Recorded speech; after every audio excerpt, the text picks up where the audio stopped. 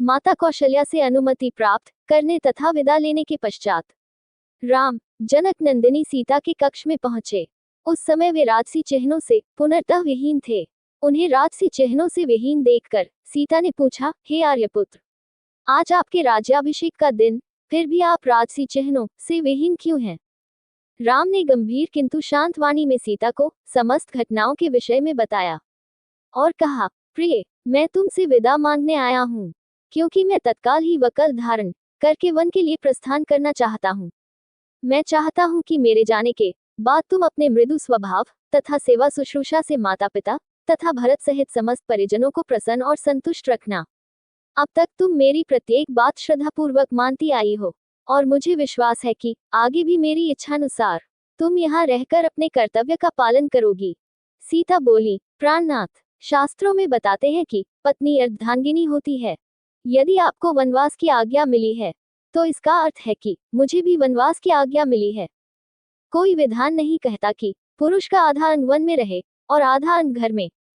हे नाथ, स्त्री की गति तो उसके पति के साथ ही होती है, इसलिए मैं भी आपके साथ वन चलूंगी। आपके साथ रहकर वहां मैं आपके चरणों की सेवा करके अपना कर्तव्य निभाऊंगी। पति की सेवा करके पत्नी को जो अपूर्व सुख प्राप्त होता है, वह सुख लोक और परलोक के सभी सुखों से बड़ा होता है। पत्नी के लिए पति ही परमेश्वर होता है।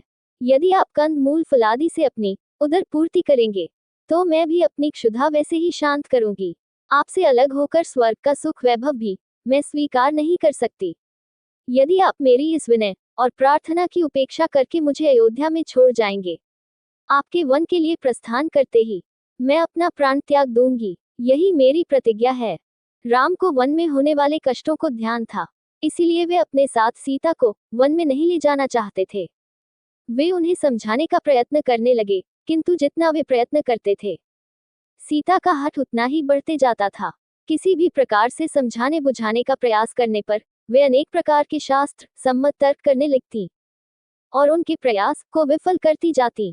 जनकनंदिनी की इस दृढ़ता के समक्ष राम का प्रत्येक प्रयास असफल हो गया और अंत में उन्हें सीता को अपने साथ वन ले जाने की आज्ञा देने के लिए विवश होना पड़ा।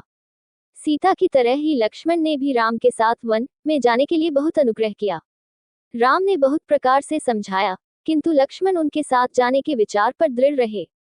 परिणाम स्वरूप राम को लक्ष्मण की दृढ़ता, स्नेह तथा अनुग्रह के सामने भी झुकना पड़ा और लक्ष्मण को भी साथ जाने की अनुमति देनी ही पड़ी।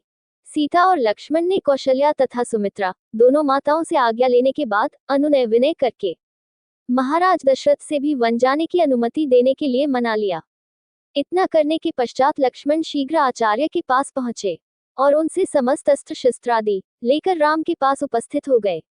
लक्ष्मण के आने पर राम ने कहा, हे सौमित्र, वन के लिए प्रस्थान करने के पूर्व मैं अपनी संपूर्ण संपत्ति ब्राह्मणों, दास दासियों तथा याचकों में वितरित करना चाहता हूँ।